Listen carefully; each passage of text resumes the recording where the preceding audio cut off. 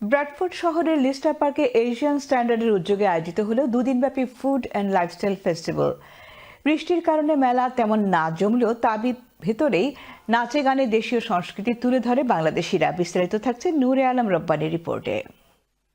Bradford শহরের মানিংহাম এলাকার Lister পার্কে এশিয়ান স্ট্যান্ডার্ডের উদ্যোগে 2 দিন ব্যাপী আয়োজিত হয় Bradford food and lifestyle festival 2025। ফেস্টিভ্যালে বিভিন্ন দেশীয় খাবারের স্টল নিয়ে অংশগ্রহণ করে ব্র্যাডফোর্ড শহরের বিভিন্ন সামাজিক ও ব্যবসায়িক প্রতিষ্ঠানগুলো। বাংলাদেশের ট্রেডিশনাল খাবারগুলোর পরিচিতি অন্যান্য কমিউনিটির মানুষের কাছে পৌঁছাতে বাংলাদেশি কমিউনিটির সংগঠন বিপ কমিউনিটি পার্টনারশিপ একটি স্টল নিয়ে মেলায় অংশগ্রহণ করে। বৃষ্টিপাতের কারণে আশানুরূপ লোকজনদের সমাগম না ঘটলেও স্টলগুলোর তাঁবুর নিচেই নাচ আর গানে মেতে ওঠে অনেকেই।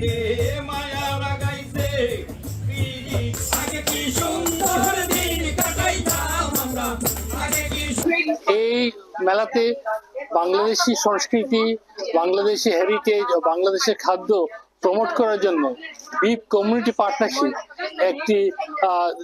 একটি মার্কি প্রিমিয়াম মার্কি ভাড়া করে আমরা এনজয় করেছি। যদিও অনেক বৃষ্টি ছিল, বাট আমাদের কাছে মনে হচ্ছে বৃষ্টি আমাদেরকে থামাতে পারেনি। আমরা ভালো মতো এনজয় করেছি। শুধু আমরা বাংলাদেশি কমিউনিটির মানুষই আসি না, এখানে অনেক ডিফারেন্ট পিপলরাও এসেছে এবং এনজয় করেছে। 100% এনজয় হয়েছে, রিয়েলি ভালো লাগছে।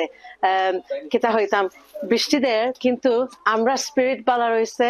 আমার English friend, Irish friend, Indian friend আইসেন, তারা দেখছেন আমরা বাংলাদেশি খালসা খিলান। Nure Alam Rabbani, channel S news, Bradford.